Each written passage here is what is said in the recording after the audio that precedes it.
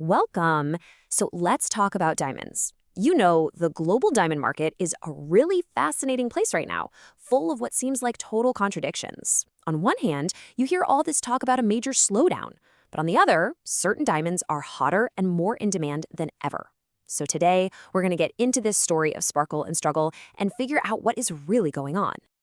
And this right here is the big question, the central puzzle we're trying to solve. How is it possible that the entire industry is facing some pretty serious headwinds, but at the exact same time, these little pockets are just shining brighter than ever? How can both of those things be true?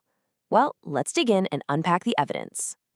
Okay, so first things first, let's set the scene. Before we can even get to the exciting bright spots, we really need to understand the bigger picture, the challenges and the headwinds that the entire industry is up against.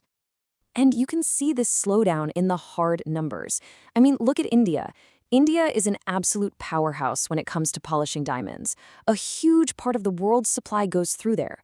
So when their polished diamond exports drop by 6% year over year, that's not just a little dip. That's a huge signal that ripples across the entire global market. It tells you that demand is really slowing down. And it's not just in the data, it's the whole vibe. At major industry events like the Hong Kong Jewelry Show, which is a really big deal, kind of like a bellwether for the whole Asian market, the mood was, well, cautious.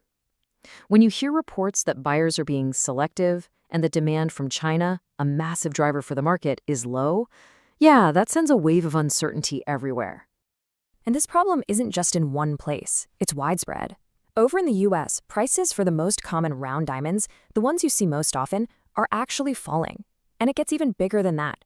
The slowdown is hitting entire national economies. Botswana, for example, had its credit rating lowered by S&P specifically because their revenues from diamonds are falling.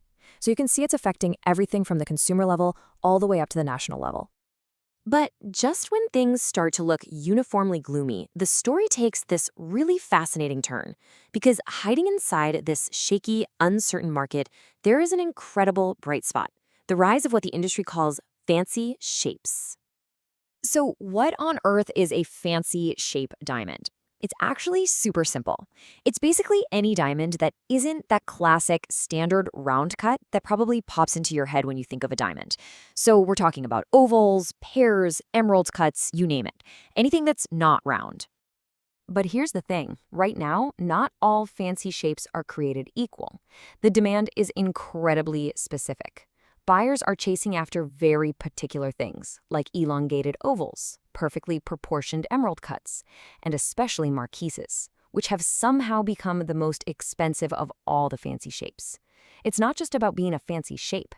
It's all about the specific cut and the right proportions.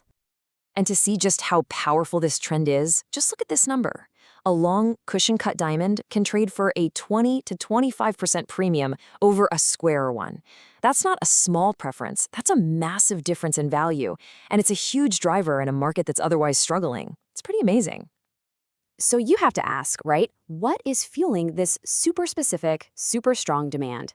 Well, the answer, or at least part of it, might actually surprise you. It takes us right to the intersection of gemstones and, well, global superstardom.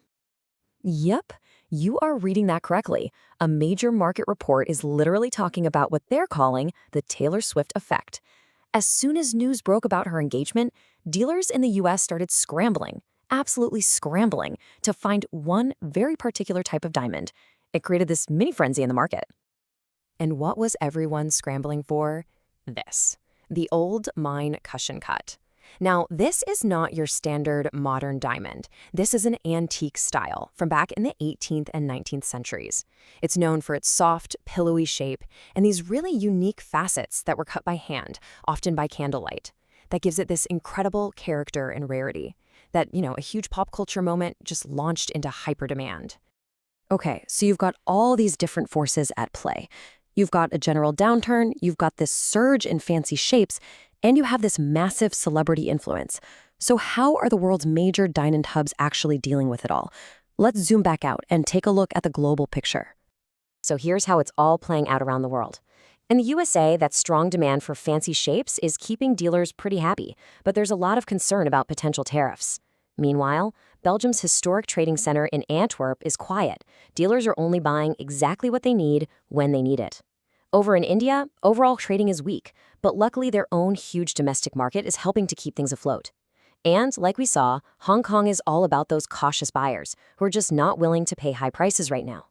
Each region is telling its own piece of this very complex story. Which, of course, brings us to the future. With so many conflicting signals, some good, some bad, the million-dollar question is, what's next for the diamond industry? And it turns out there are a couple of really key issues that absolutely everyone is watching very, very closely. First up is trade. There are these ongoing talks between the US and India that could completely change the game on tariffs, which would obviously have a huge impact on prices. And the second one is really about identity. There's a major proposal on the table to change the official language for lab-grown diamonds, specifically to stop calling them synthetic. It might just seem like a word, but this debate could totally change how consumers think about value for both natural and lab-grown stones. And all of this leaves us with one final thought. In today's really complex market, what actually defines a diamond's value? Is it the precision of the cut, the economy of the country it came from, or is it the celebrity who happens to wear it?